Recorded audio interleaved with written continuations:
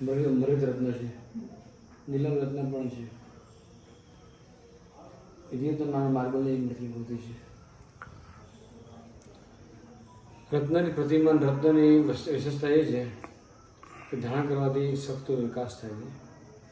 બીજા નંબરમાં રત્નની તાકાત એ છે કે માણસના વિચારોને પોઝિટિવ એનર્જી સાથે આગળ વધારે છે. બીજા નંબરમાં રત્ન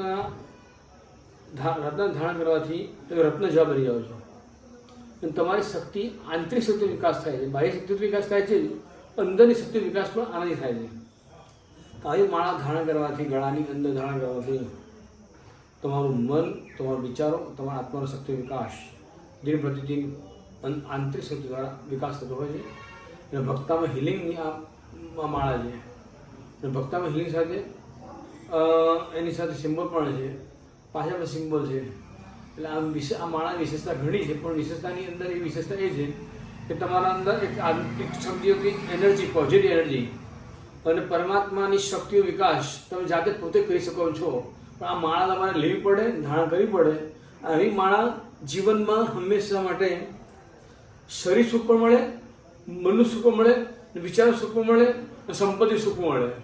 આ બધી સંપત્તિ આપણે શરીરથી મળે છે. શરીર નબળું પડ્યું તો બધું નબળું પડી જાય. એટલે શરીરને મજબૂત બનાવવા માટે આ ભૂમિકા માળા છે. અને આ માળા દ્વારા તમે તમારા જીવનમાં દિન પ્રતિદિન આંતરિક શક્તિઓ દ્વારા આગળ વધતા જાઓ. એ વિનંતી મારો કરે.